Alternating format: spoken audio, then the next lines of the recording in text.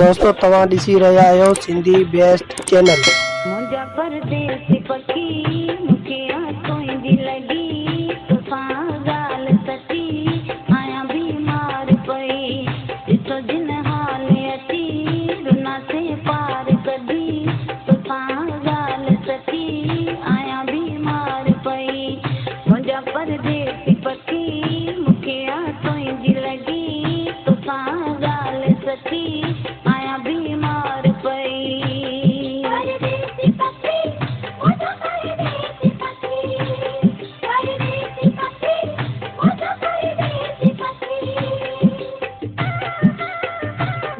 Story.com.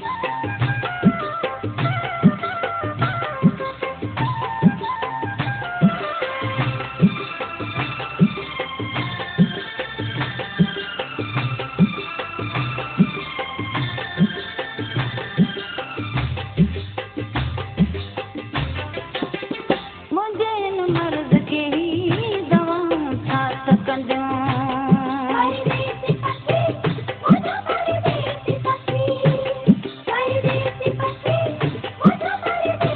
मुंहिंजे हिन मर्ज़ खे ई दवाऊं छा सकंदियूं हीअ तावीज़ पीणा दुआऊं छा सकंदियूं तुंहिंजो दीदार खपे तुंहिंजो तो प्यार खपे तोसां ॻाल्हि सची आहियां बीमार पई मुंहिंजा परदेसी पखी मूंखे आंखों जी लॻी तोसां ॻाल्हि सची आहियां बीमार पई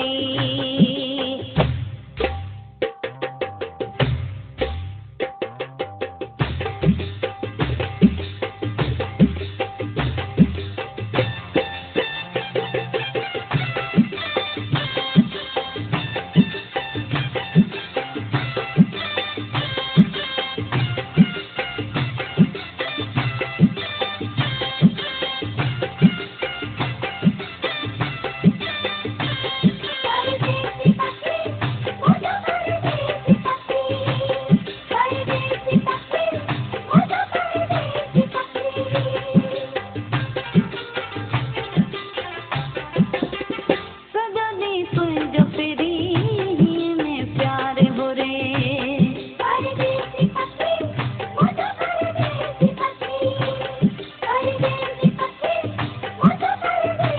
सॼो ॾींहुं तुंहिंजो फिरी में प्यार बुरे गोच पेर भरे तोखे तो छा घुरे तोला थी रोज़ ॾींहं तोला थी रोज़ मरां तोसां ॻाल्हि सची आहियां बीमार पई मुंहिंजा परदेसी पखी मूंखे आंखों जी लॻी तोसां ॻाल्हि सची आहियां बीमार पई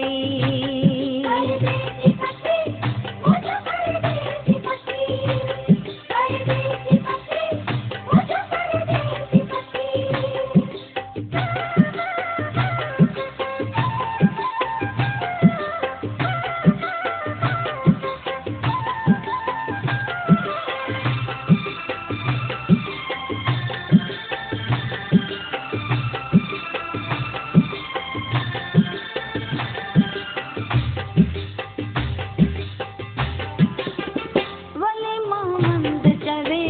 जॾहिं तो यादि अची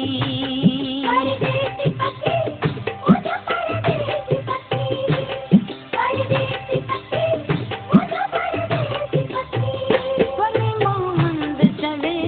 जॾहिं तो यादि अची मुंहिंजा शहज़ादा मूंखे सफ़ा तो साड़ छॾी तोला था नैण रोअनि घोड़ा था गड़े पवन तोसां ॻाल्हि सची आहियां बीमार पई मुंहिंजा परदेसी पखी मूंखे आंखों जी लॻी तोसां ॻाल्हि सची आहियां बीमार पई ॾिठो जिन हाल अची रुना से पार कढी तोसां ॻाल्हि सची आहियां बीमार पई मुंहिंजा परदेसी पखी मूंखे आंखों जी लॻी